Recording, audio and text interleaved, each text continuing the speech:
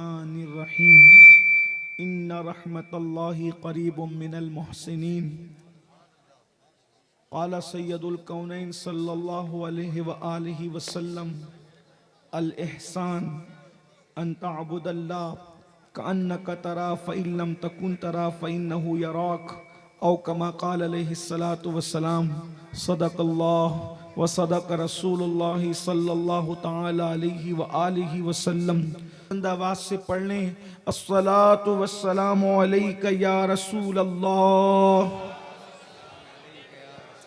الصلاة والسلام علیک یا نبی اللہ، الصلاة والسلام علیک یا حبیب اللہ، وعلى آلك واصحابك یا نور اللہ صلی اللہ تعالی علیہ وسلم۔ وہ سوے لالا زار پھرتے ہیں، تیرے دن اے بہار پھرتے ہیں، جو تیرے در سے یار پھرتے ہیں، در بدر یوں ہی خوار پھرتے ہیں۔ اس گلی کا گدا ہوں میں جس میں مانگتے تاجدار پھرتے ہیں۔ پھول کیا دیکھو میری آنکھوں میں، دشت طیبہ کے خار پھرتے ہیں۔ جان ہے جان کیا نظر آئے، کیوں عدو گرد غار پھرتے ہیں۔ رکھیے جیسے ہیں خانہ زاد ہیں ہم، مول کے عیب دار پھرتے ہیں۔ رکھیے جیسے ہیں خانہ زاد ہیں ہم، یا رسول اللہ رکھیے جیسے ہیں خانہ زاد ہیں ہم، مول کے عیب دار پھرتے ہیں۔ لاکھوں قدسی ہے کار خدمت پر، لاکھوں گرد مزار پھرتے ہیں۔ اور کوئی کیوں پوچھے تیری بات رضا، تجھ سے کتے ہزار پھرتے ہیں۔ آج کی یہ محفل سلطان السلاطین، تارک السلطنت، تارک الدنیا، تارک عقبہ، حضور پرنور خلیفہ سلطان الہند سیدنا صوفی حمید الدین ناگوری رحمت اللہ تعالی علیہ کہ عرس سراپا قدس کے موقع پر ہم سب حاضر ہیں۔ مجھ سے پیشتر برادر گرامی قدر حضرت علامہ سید نور میاں صاحب قبلہ نے صوفی صاحب رحمت اللہ علیہ کی زندگی سے کچھ روشنی لے کر ہمیں اشارے دیے۔ ان سے پیشتر حضرت علامہ حافظ اللہ بخش صاحب، حضرت علامہ ابو بکر اشرفی صاحب، حضرت علامہ حافظ سعید صاحب اور بھی لوگوں نے اپنی اپنی خدمات پیش کی، اللہ تعالیٰ قبول فرمائے۔ ہمارے حافظ جناب قاری شریف صاحب نے بھی بہت اچھا کلام نور میاں صاحب کا لکھا ہوا پیش کیا۔ اب تھوڑا سا وقت ہے، کچھ حضور تارک الدنیا و تارک عقبہ حضور سیدی صوفی حمید الدین ناگوری رحمت اللہ تعالی علیہ کے فیوز و برکات کے حوالے سے کچھ باتیں کی جا سکیں، اس کے لیے میں تھوڑی سی ابتدا میں تمہید کا کچھ سہارا لے کر پہلے آپ کی خدمت میں یہ پیش کرنا چاہتا ہوں کہ حضور غریب نواز نے اپنی پوری زندگی میں تقریباً 90 لاکھ کو ایمان کی دولت عطا کی، لاکھوں کی تعداد میں آپ کے مریدین ہیں اور درجنوں کی تعداد میں آپ کے خلفاء ہیں، لیکن میری اپنی ناقص معلومات کے مطابق ایک صوفی حمید الدین کے علاوہ سرکار غریب نواز کے خلفاء میں بھی کسی کو صوفی نہیں کہا گیا۔ صرف صوفی کا لقب اگر بارگاہ غریب نواز سے کسی کو عطا کیا گیا ہے تو وہ ایک ہی ہستی ہے، حالانکہ غریب نواز کے خلفاء میں قطب الاقطاب سرکار غریب نواز کے جانشین سیدنا بابا قطب الدین بختیار کاکی جیسی ہستی بھی موجود ہے۔ سرکار غریب نواز کے خلفاء میں حضرت فخر پاک سیدنا شہزادہ چشت و سنجر فخر الدین چشتی رضی اللہ تبارک و تعالیٰ جیسی ہستی بھی موجود ہے۔ اتنی بڑی بڑی ہستیاں ہیں اور بھی ایک طویل فہرست ہے سرکار غریب نواز کے خلفاء کی، مگر کسی کو صوفی نہیں کہا گیا۔ یہیں سے میں ایک بات آپ کے سامنے صوفی بزرگ کے بارگاہ سے تصوف کے حوالے سے جو غلط فہمی ہے اس کا ازالہ پیش کرنا چاہتا ہوں، اس لیے کہ 1857 کے بعد انگریزوں کی میز سے جتنے نوزائیدہ فرقے پیدا ہوئے ہیں سب نے اگر ٹارگٹ کیا ہے تو تصوف کو ٹارگٹ کیا ہے۔ اس کی وجہ یہ ہے کہ تصوف جو ہے اسلام کا مغز ہے، اسلام کا گودا ہے۔ اگر اسلام سے تصوف کو نکال دیا جائے تو پھر اسلام میں بچتا کیا ہے؟ اسی لیے اسلام دشمن طاقتوں نے ہمیشہ ٹارگٹ جو ہے وہ تصوف کو کیا ہے۔ کسی نے کہا تصوف جو ہے وہ رہبانیت کی دوسری شکل ہے، کسی نے کہا تصوف جو ہے عیسائیت کی دوسری شکل ہے۔ غرض کے تصوف کو الگ الگ انداز سے جو ہے وہ تان کا شکار کیا گیا، لیکن اللہ اکبر آج مغربی دنیا تصوف کی کروڑا کروڑ مخالفت کے باوجود تصوف کی طرف مائل ہے۔ آج ہماری نئی نسل بھی تصوف کی طرف مائل ہے اور تصوف کے نام پر دنیا لٹ رہی ہے، دنیا کو لوٹا جا رہا ہے۔ اصل تصوف کیا ہے اگر آپ کو سمجھنا ہے تو صوفی بزرگ کے آستانے سے سمجھیں کہ تصوف کسے کہتے ہیں۔ کسی نے کہا ہاتھوں میں عصا لینے کا نام تصوف ہے، کسی نے کہا جو ہے وہ تہبند پہننے کا نام تصوف ہے، کسی نے کہا دو پلی ٹوپی پہننے کا نام تصوف ہے، کسی نے کہا چار تر کی ٹوپی پہننے کا نام تصوف ہے، کسی نے کہا کھانے کو ترک کرنے کا نام تصوف ہے، کسی نے کہا غاروں میں بیٹھنے کا نام تصوف ہے۔ لیکن آئیے اللہ اکبر تصوف کی تقریباً تعریفات یہ تو وہ ہے جو لوگوں نے اپنے اپنے انداز سے بکواسات بکے ہیں، لیکن جنہوں نے واقعی تصوف کی تعریف بیان کی ہے اس میں تقریباً کم و بیش 10,000 اقوال ملتے ہیں۔ کسی نے کہا تصوف یہ ہے، تصوف یہ ہے، تصوف یہ ہے، لیکن اللہ اکبر جب ہم صوفی بزرگ کی زندگی کو پڑھتے ہیں تو ہمیں حقیقی تصوف کا مشاہدہ کرایا جاتا ہے اور بتایا جاتا ہے نہ تصوف جو ہے لباس سے تعلق رکھتا ہے، نہ تصوف جو ہے وہ غذا سے تعلق رکھتا ہے، نہ تصوف جو ہے کسی سلسلے سے تعلق رکھتا ہے، نہ تصوف جو ہے کسی نسب سے تعلق رکھتا ہے۔ تصوف کیا ہے؟ یار کے سوا سب کو ترک کر دینے کا نام تصوف ہے۔ یار کے سوا سب کو ترک کر دینے کا نام تصوف ہے۔ اللہ اکبر حضرت سلطان التارکین صوفی حمید الدین ناگوری رحمت اللہ تعالی علیہ وہ عظیم ہستی ہے۔ جب سرکار صوفی حمید الدین ناگوری کہتے ہیں میں تو دنیا کا تذکرہ بھی نہیں کرتا اور آخرت کو بھی میں بہت یاد نہیں کرتا، یہاں پہنچ کر ممکن ہے کچھ اہل ظواہر سکتے میں پڑ جائیں، آخرت کو یاد نہیں کرتے، تو میں صوفی صاحب کی بات پر حضرت سیدنا صابر کلیر کی یہ بات پیش کروں۔ کہتے ہیں احمد بہشت و دوزخ بر عاشقاں حرام است، احمد بہشت و دوزخ بر عاشقاں حرام است، ایجا رضائے جانا رضواں شدست مارا، ایجا رضائے جانا رضواں شدست مارا۔ صابر پاک کہتے ہیں عاشقوں پر جنت بھی حرام ہے، جہنم بھی حرام ہے، عاشقوں کے لیے تو یار کی رضا سب کچھ ہے۔ حضرت صوفی بزرگ رحمت اللہ تعالی علیہ اگر آپ ان کی زندگی کا جائزہ لیں، نمبر ایک وہ کیا ہستی ہوگی۔ میں ناگور والوں کو صوفی صاحب بتانے کے لیے آیا ہوں، یہ انتہائی درجے کی نادانی ہوگی، کیونکہ یہاں تو بچہ بچہ صوفی صاحب کو جانتا ہوگا، لیکن بہرحال آپ نے بلایا ہے تو کوئی سبق تو سنانا ہوگا۔ جن کو یاد ہے ان کو تازہ ہو جائے، جن کو نہیں یاد ہے ان کو پتہ چلے کہ آپ کس کے پڑوس میں بستے ہو۔ یار کو کے سوا سب ترک کرنے کا نام تصوف ہے۔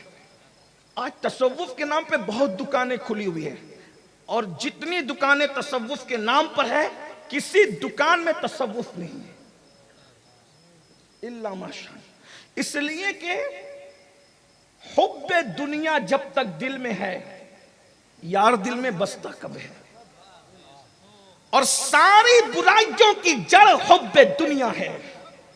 اگر آج مذہبی طبقہ غیبت کا شکار ہے، حب دنیا، دنیا دار طبقہ تو زنا کے اڈوں کو آباد کر رہا ہے، اور متائے دین و دانش لٹ گئی اللہ والوں کی، یہ کس کافر ادا کا غمزہ خوریز ہے ساقی۔ اگر اہل دین کا دعویٰ کرنے والے لوگ غیبت میں مبتلا ہیں تو یہ حب دنیا کی وجہ سے، حسد ہے تو حب دنیا کی وجہ سے۔ اگر استنجا خانوں میں لفافے کھول کے دیکھے جا رہے ہیں تو حب دنیا کی وجہ سے۔ اگر اللہ اکبر لوگوں کو اپنی طرف مائل کیا جا رہا ہے حب دنیا کی وجہ سے۔ جہاں پر زیادہ شہرت، زیادہ عزت، زیادہ استقبال، پھول پھینکے جا رہے ہیں، اگر ان شہروں کی طرف توجہ ہے تو حب دنیا کی وجہ سے۔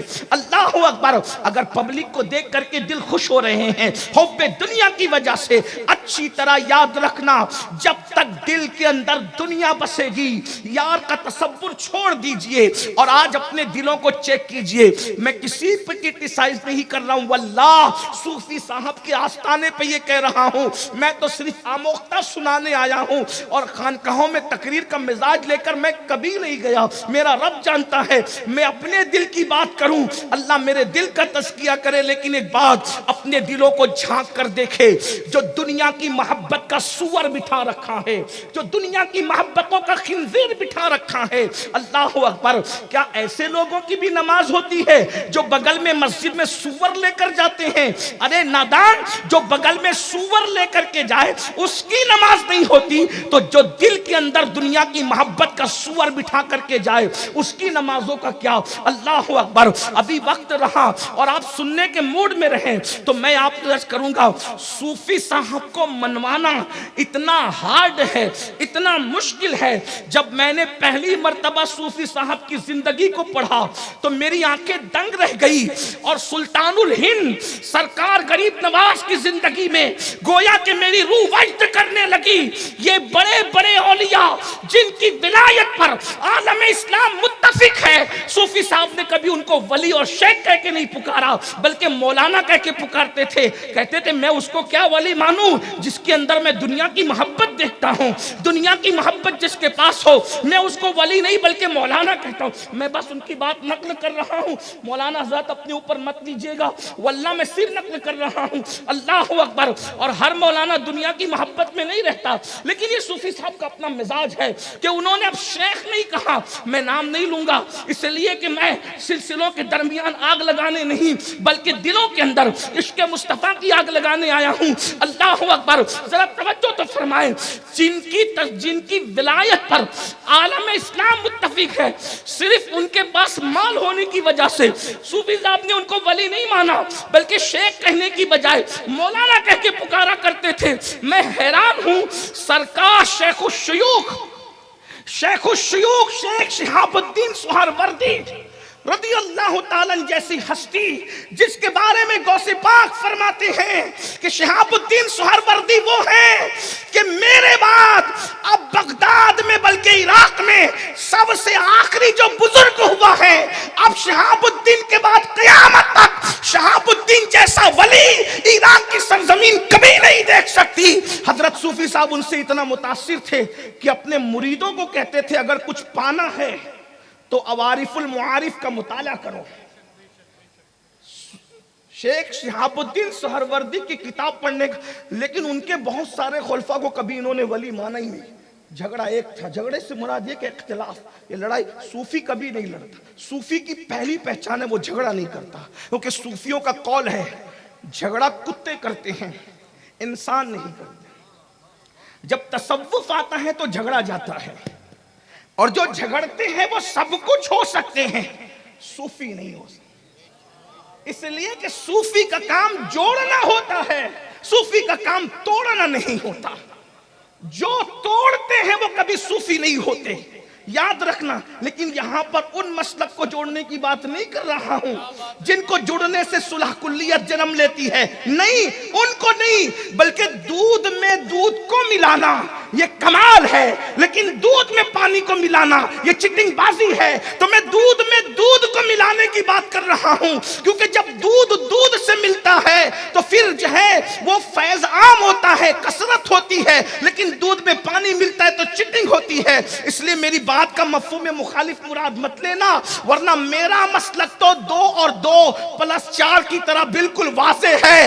دشمن احمد پہ شدت کیجئے، ملحدوں کی کیا مربت کیجئے، غیظ میں جل جائے بے دینوں کے دل، یا رسول اللہ کی کثرت کیجئے، شرک ٹھہرے جس میں تعظیم حبیب، اس برے مذہب پہ لعنت کیجئے چرچا انہی کا صبح و شام، جانے کافر پر قیامت کیجئے، انہیں جانا انہیں مانا نہ رکھا غیظ کام، للہ الحمد میں دنیا سے مسلمان۔ نعرہ تکبیر، نعرہ رسالت، مگر جو نعرہ حیدری۔ صوفی کبھی توڑنے کی بات نہیں کرتا صوفی، لیکن میں جب حضرت صوفی حمید الدین کی زندگی بہت پڑھا لکھا تو نہیں لیکن تھوڑا بہت پڑھا تو مجھے پتا چلا کہ جو اتنے بڑے بڑے کو ولی نہ مالے مولانا کہہ کے گزر جائے، جس نے غریب نواز کو اپنا مرشد مانا ہوگا، میرے مرشد غریب نواز تمہاری عظمتوں پہ قربان، جو لوگوں کو اپنا مرید نہ سمجھنے کے لیے تیار ہو، ایسے شخص نے جب آپ کو پیر مانا ہے تو مرشد واللہ پھر تمہاری عظمتوں کو کروڑوں سلام ہو۔ اللہ اکبر۔ غریب نواز کی ہستی کیا ہوگی جن کے غلاموں میں صوفی صاحب جیسے لوگ موجود ہیں۔ کیسا صوفی جس کی بیوی کو دوپٹہ نصیب نہ تھا۔ میں تو مخدومہ خدیجہ کو یہ کہنے پہ مجبور ہو گیا کہ اور عورتیں رابعہ پہ رشک کرتی ہے۔ جو میں نے خدیجہ مائی کی زندگی کو پڑھا تو میں اس نتیجے پہ پہنچا کہ اگر رابعہ حیات ہوتی تو خدیجہ مائی کی زندگی پہ رابعہ رشک کرتی۔ میں اپنے جملوں کا خود ذمہ دار ہوں واللہ۔ اس کی وجہ یہ ہے، ارے رابعہ بڑی صوفی اور کلندرہ تھی لیکن دوپٹہ تو موجود تھا، مگر مائی خدیجہ کے حال یہ ہے کہ انہوں نے خدا کی محبت میں بغیر دوپٹے کے، بلکہ یہ نہیں کہ کھلے سر رہی، دوپٹہ نہیں تھا پھر بھی اپنے فراق کے دامن کو دوپٹہ بنا کر ایک مرتبہ پھر جو ہے نفس یزید کو کچل کر کوفہ میں سیدہ زینب کی سنت کو از سر نو زندہ کر کے بتا دیا ہے کہ اگر رابعہ ہوتی تو خدیجہ کی زندگی پہ رشک کرتی نظر آتی۔ حضرت مائی خدیجہ کی عظمت کا عالم کیا ہے، اللہ اکبر۔ اور پھر شوہر کو یہ مشورہ دینا، بادشاہ وقت 1 شہر اور 5 صدر یعنی 500، اس زمانے میں 500 دے رہا ہے تو کہتی ہے کیوں لیتے ہو؟ کیونکہ میں نے سوت کاٹ رکھا ہے، اگر اس کو بیچ دوں گی تو میرا دوپٹہ بھی بن جائے گا اور آپ کی تہبند بھی آ جائے گی۔ ذرا غور تو فرمائے، جن کے تزکیے کا یہ عالم ہے۔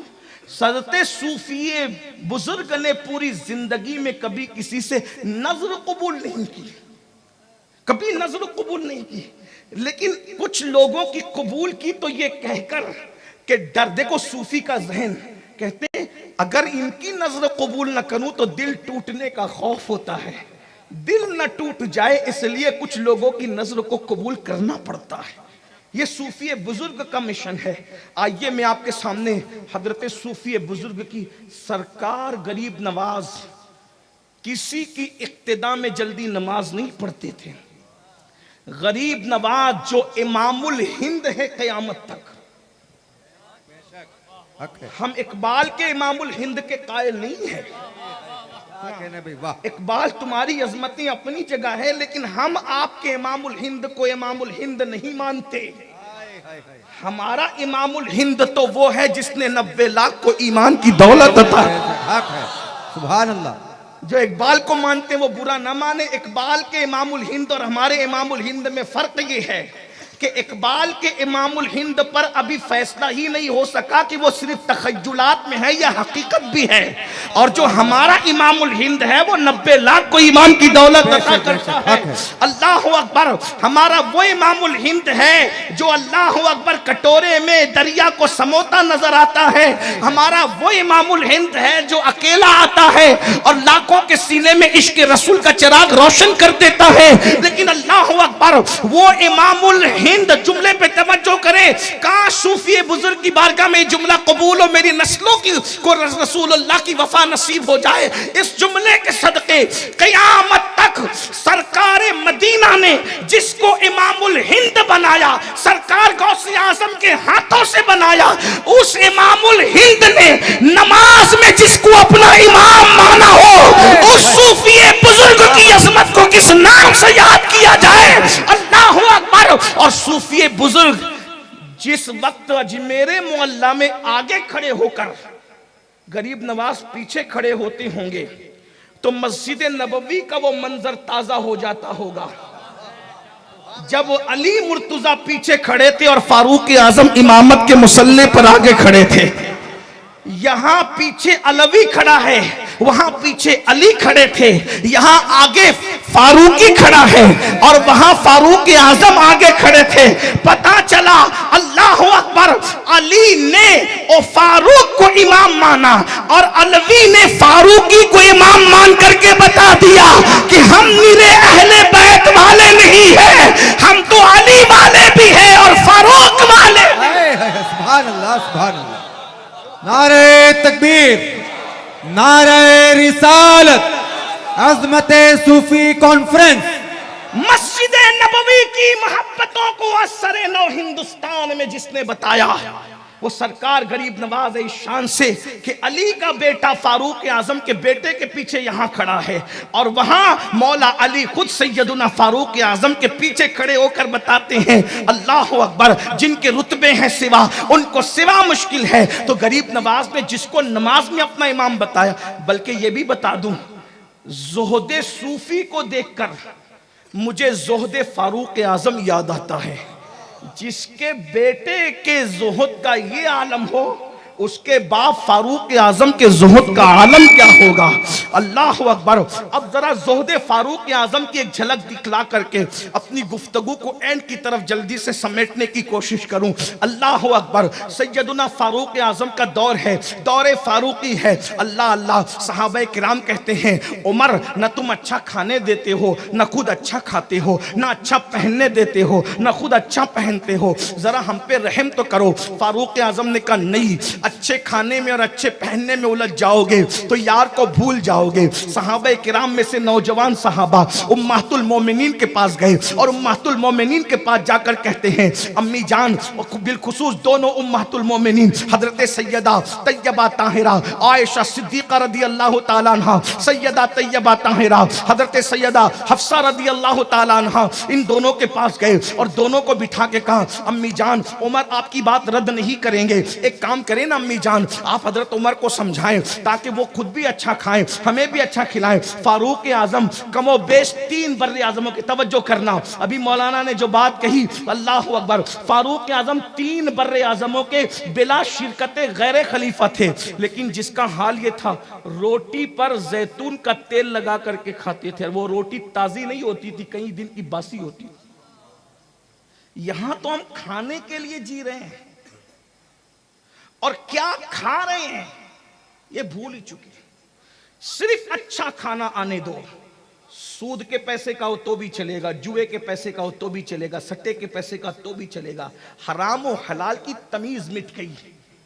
ہر سال حج کرنے والوں، ہر سال رمضان شریف میں عمرہ کے لیے جا کر کے پھدکنے والوں، داڑیوں کو خوبصورتی کے ساتھ تراشنے والوں، سفید لباس پہ گھمنڈ کرنے والوں، خوبصورت ٹوپیاں پہن کر مذہبی لبادے کے اندر اچھل کود کرنے والوں، اگر پیٹ میں حلال نہیں ہے تو تمہاری عبادت معتبر کہاں ہے؟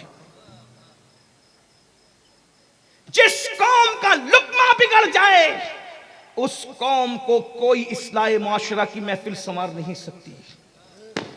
آج ہمارے لقمے بگڑ گئے، مذہب کا تو صرف نام ہے، مذہب ہے کہاں؟ مذہب کتابوں میں مقید ہے، مذہبی لوگ قبروں میں مقید ہے۔ یہاں تو نمائشیں ہو رہی ہے دین کے نام پر، دین کے نام پہ نمائشیں ہو رہی۔ اگر آج کسی کا بیٹا زنا کے اڈے پہ جا رہا ہے تو اس کو رونے سے پہلے سوچنا چاہیے کہ یہ جو حرام کے اڈے پہ میرا بیٹا گیا ہے تو قصور اس کا نہیں ہے، میں نے اپنے بیٹے کو کھلایا حرام تھا اس لیے حرام کے دروازے تک گیا۔ اگر لقمہ حلال کھلایا ہوتا تو ہمارے بچے زنا کے اڈوں پہ نہ جاتے، ہمارے بچے شراب کے اڈوں پہ نہ جاتے، ہمارے بچے جوؤں کے اڈوں پہ نہ جاتے۔ شادی میں ڈی جے نہیں لگائیں گے لیکن جوا ضرور کھیلیں گے، یہ کون سا تقوی ہے بابا؟ میں یہاں بابا اس لیے کہہ رہا ہوں کہ صوفی بزرگ کا تقیہ کلام تھا بابا، تو میں بھی کہہ دوں کہ بابا یہ کون سا تقوی ہے؟ صوفی صاحب لوگوں سے گفتگو کرتے تھے تو بابا کہے یہ بڑے عظیم لوگ ہیں، دعا میں بہت گڑ گڑاتے ہو، پیٹ میں حلال نہیں ہے۔ فلسطین کے لیے پوری امت دعا کرتے کرتے تھک رہی ہے، فلسطین کا مسئلہ حل کب ہو رہا ہے؟ حرم سے لے کے مسجد نبوی تک، مسجد نبوی سے لے کر کے جو ہے وہ دلی کی جامع مسجد تک، اور دلی کی جامع مسجد سے لے کے ہماری مسجد اور جلسوں تک ہم سب دعا کر رہے ہیں، مسئلہ حل کہاں ہو رہا ہے؟ وجہ کیونکہ پیٹ میں جو لقمے ہیں، دعا کرنے والے دعا میں گڑ گڑاتے تو ہیں لیکن پیٹ کے اندر جو حرام بھر رکھا ہے۔ اللہ کے رسول علیہ السلام فرماتے ہیں جن کے پیٹ میں حرام روزی ہے نہ ان کی دعا قبول ہوتی ہے نہ ان کی عبادت قبول ہوتی۔ ناگور شریف والو، باشنی والو، گرد و نواح سے آنے والو، اگر اللہ والا بننا ہے تو پہلے اپنا لقمہ چیک کرو، اپنے دلوں کو چیک کرو۔ دلوں میں دنیا کی محبت بٹھا، سگے بھائی سے حسد ہے یہ دنیا کی محبت نہیں، اپنے مسجد کے اماموں سے حسد ہے یہ دنیا کی محبت نہیں، اپنے مرشد زادوں سے حسد ہے یہ دنیا کی محبت نہیں ہے۔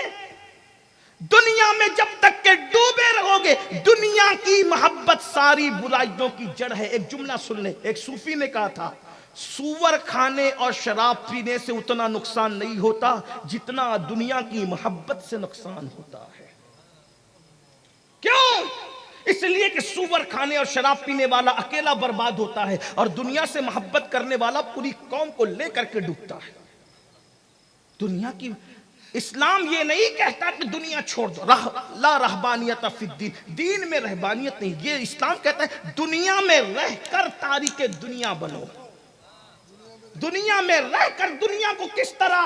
جیسے امام غزالی فرماتے ہیں کشتی اگر دریا میں ہے تو کامیاب ہے لیکن دریا کشتی میں آ جائے تو کشتی ڈوب جائے گی، ایسے تم دنیا میں رہو، دنیا تمہارے اندر نہیں رہنا چاہیے، جیب میں کتنا ہی رہے دل میں نہ رہے۔ صدیق اکبر دعا کرتے تھے امت کا سب سے پہلا صوفی، امت کا سب سے بڑا صوفی، اللہ اکبر، امت کو تصوف کی خیرات عطا کرنے والا، افضل البشر بعد الانبیاء بالتحقیق سیدنا ابو بکر صدیق کی دعا تھی مال دے، مال کی محبت نہ دے، عزت دے، عزت کی محبت نہ دے، شہرت دے، شہرت کی محبت نہ دے، مولا سب دے لیکن اس کی محبت نہ دے، سب رہے مگر دل میں تیری یاد باقی رہے، دل میں تیری محبت رہے۔ اللہ اکبر، سیدنا صدیق اسی لیے تو پورا مال دے دیا،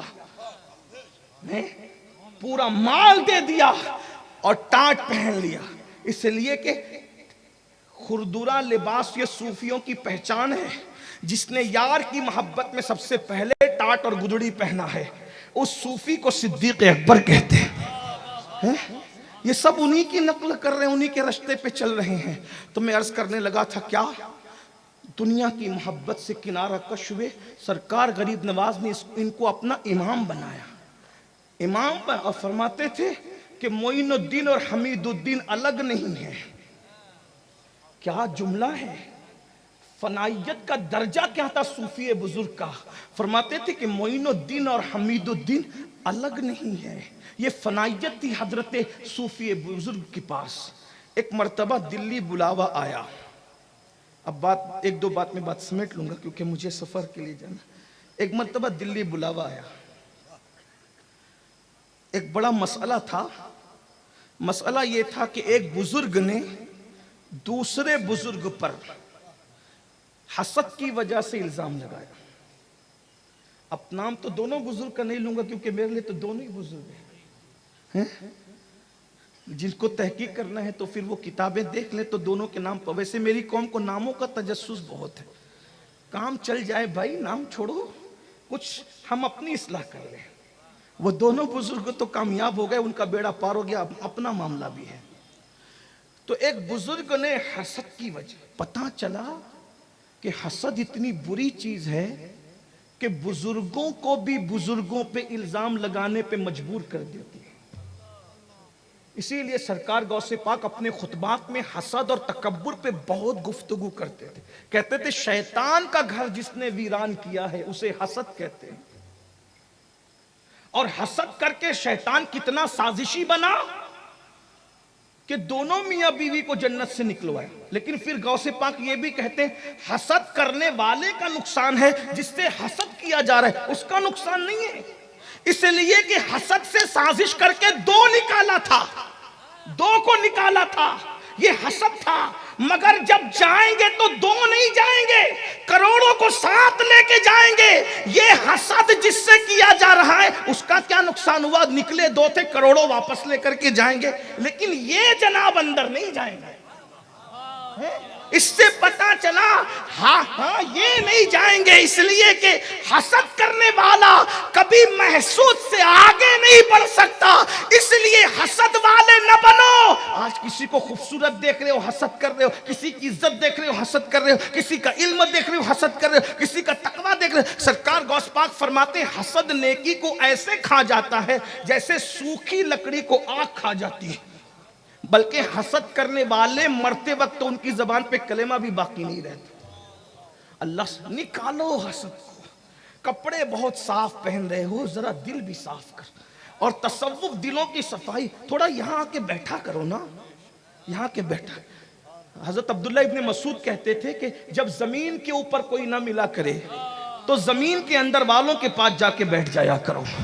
اس لیے کہ ہمارے یہاں اندر اور اوپر کی کوئی قید ہی نہیں ہے. جو فیض اوپر ملتا تھا وہی فیض اندر بھی ملتا ہے, بلکہ اندر جا کر کے تو اور پرواز تیز ہو جاتی ہے, اور پرواز تیز. یہ یہاں آ کر کے بچے مانگتے ہو, مانگو, اچھی بات ہے. دولت مانگتے ہو, مال مانگ, کبھی ان سے یہ بھی کہا کرو کہ جو آپ کا دل صاف ہو گیا تھا تھوڑا ذرا نظر ڈال کے ادھر بھی صفائی کر دے, تھوڑا دل صاف کرو نا.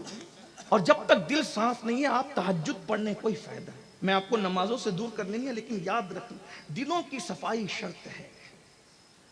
حضرت صوفی صحابی کا قول ہے, کہتے ہیں بغیر وضو نماز نہیں ہوتی. اصل وضو تو دل کی صفائی کا نام ہے, اصل وضو دل کی صفائی کا نام ہے, اصل غسل دل کے تزکیے کا نام ہے. پوری محنت صوفیہ نے. بہرحال تو ایک بزرگ نے ایک بزرگ پہ الزام لگایا. بادشاہ وقت نے دو بزرگوں کو بلایا, وہی فیصلہ تم دونوں آ کے کرو. بادشاہ شمس الدین التمش کا نام سنا, انہوں نے بلایا دلی.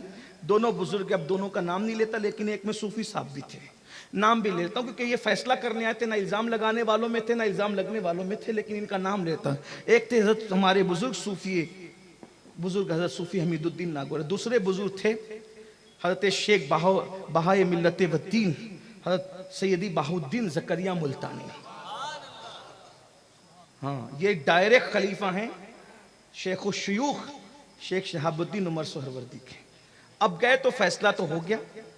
فیصلہ جس بزرگ پہ الزام لگا تھا ان پہ ہو گیا کہ وہ بے گناہ ہے, جنہوں نے لگایا تھا وہ مایوس ہو کے رہ گئے.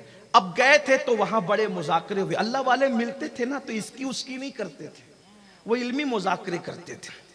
تو حضرت صوفی حمید الدین ناگوری رحمت اللہ علیہ نے فرمایا کسی بزرگ سے, اب میں یہاں نام نہیں لوں گا کیونکہ اب بات تھوڑی نازک آ رہی ہے, کسی بزرگ سے فرمایا کہ یہ کیسے ہو سکتا ہے کہ دولت بھی ہو اور دل میں خدا بھی ہو. دولت بھی ہو اور دل میں خدا, اس لیے کہ دولت ہوگی تو یار نہیں ہوگا, دل میں یار کا جلوہ نہیں ہوگا, اور جہاں یار ہوگا وہاں دولت کا پیار نہیں ہوگا. تو چونکہ جواب دینے والے مجیب بھی بڑے علم والے تھے, اپنے زمانے کے شیخ الاسلام تھے, اور شیخ الاسلام ان کو کینیڈا اور برطانیہ نے نہیں بنایا تھا، شیخ الاسلام ان کو بنایا تھا ان کے پیر و مرشد نے۔ غور فرمائیں، غور تو کریں کہ اس دور کا شیخ الاسلام آج سے تقریباً 600-700 سال پرانا دور کا، اس دور کا مسلمان بھی کتنا اچھا تھا، تو اس دور کا شیخ الاسلام کتنا بڑا رہا ہوگا۔ تو شیخ الاسلام نے جواب دیا کہ یہ مال اور دولت آپ نہیں رکھتے، ہم رکھتے ہیں۔ تو اس کی وجہ یہ ہے کہ آپ کی جو بزرگی ہے وہ بڑی سیدھی سادی ہے۔ جواب بڑا خوش، میں شیخ الاسلام پہ قربان، جواب میں بہت حسن ہے، بڑی منطق ہے، بڑی فلسفیانہ گفتگو ہے، بڑی علمی ندرت ہے۔ شیخ الاسلام جواب دیتے ہیں، صوفی تمہاری جو بزرگی ہے وہ بہت سادہ ہے، اور جہاں سادگی ہوتی ہے وہاں نظر لگنے کا اندیشہ کم ہوتا ہے۔ دیکھیں تو صحیح نا، دیکھیں صحیح، سمجھنے کی کوشش کریں۔ میں بہت فلسفیانہ گفتگو جو انہوں نے کی تھی بہت سادہ سے لفظوں میں سمجھا، اللہ کرے سمجھ میں آئے کہ بزرگی آپ کی بہت سادہ ہے، اس لیے جو جہاں سادگی وہاں نظر لگنے کا اندیشہ نہیں ہوتا، تو آپ کی بزرگی صوفی بہت سادہ ہے، تو آپ کو نظر لگنے کا خوف نہیں ہے۔ ہم دولت، مویشی، سونا چاندی، مال دولت اس لیے رکھتے ہیں کہ ہماری بزرگی میں حسن کا میک اپ ہے، ہماری بزرگی میں حسن کا میک اپ ہے۔ تو جہاں حسن کا میک اپ ہو وہاں نظر لگنے کا اندیشہ ہوتا ہے۔ تو ہم یہ مال کو اپنے پاس اس لیے رکھتے ہیں جیسے خوبصورت لوگ گورے گورے مکھڑے پر کالا سا تل لگا لیتے ہیں، تو یہ دنیا کو ہم نے کالے تل کے طور پر اپنی بزرگی پہ لگا رکھا ہے تاکہ ہماری بزرگی کو کسی کی نظر نہ لگے۔ جواب تو دیکھیں نا۔ اس لیے میری گزارش ہے، زیادہ عبادت کرنے والوں کو ولی مت کہو، یہ منصب اپنا نہیں ہے۔ وہ نیک تو ہو سکتا ہے مگر ولی ہر آدمی کے ہاتھ میں مصلی، تسبیح مصلی دیکھ کے نئی دل کی کیفیت آپ کیا جانو۔ حسن ظن نیک ہے، اللہ والا اچھا ہے، لیکن ولی کہنے کا فیصلہ آپ نے کبھی اپنے ہاتھ میں نہیں لینا۔ آج کل تو ہر بندہ ولی بنا ہے۔ میں کیا کہوں، چھوٹے منہ سے بڑی بات ہوگی، لیکن یہ سارے خرافات آپ کر رہے ہو۔ قبرستانوں میں چلم پینے والے بھی تمہارے یہاں ولی ہے۔ ہنسنے کی بات نہیں، یہ تو رونے کا مقام ہے۔ جو عورتوں سے پیر دبواتے ہیں وہ بھی تمہارے یہاں ولی ہے۔ انگلیوں میں انگوٹھیاں ہیں 10 انگلیوں میں، وہ بھی تمہارے یہاں ولی ہے۔ جو انکار کرنے پر آئے ہیں وہ تو غوث پاک اور غریب نواز کو بھی ولی نہیں مانتے، اور جو ماننے پر آئے ہیں وہ شریعت کا مذاق اڑانے والوں کو بھی ولی مان رہے۔ ایسے لوگوں کو ولی بنا کر کے تم اپنے بزرگوں کو مشکوک کر رہے ہو۔ اس لیے یہ جرم اپنے سر مت لیجئے۔ نیک مان لو، اللہ والا مان، لیکن ولی ولی ولی پھر ولی ہوتا ہے۔ اگر میں ولایت کا مقام آپ کے سامنے صوفی بزرگ کے نام سے بیان کر دوں، اٹھ کے بھاگ جاؤ، مجھے پاگل سمجھو، لیکن میں یہ بات نہیں کہہ سکوں گا، کیونکہ صوفی بزرگ نے کہی وہاں معیار بہت بڑا ہے، بہت بلند معیار ہے۔ صوفی بزرگ کو جو سمجھ جائے اس کو دین سمجھنا آسان ہو جائے۔ آپ کیا سمجھ رہے ہیں؟ پورے تمام خلفاء اور مریدین میں اگر غریب نواز نے ایک کو صوفی کہا، ایک کو، تو یہ کیا کوالٹی ہوگی؟ جس کو اپنا امام بنایا کیا کوالٹی ہوگی؟ اللہ اکبر! جس نے آخری عمر میں سر پہ امامہ رکھنا بھی ترک کر دیا، کیا کوالٹی ہوگی؟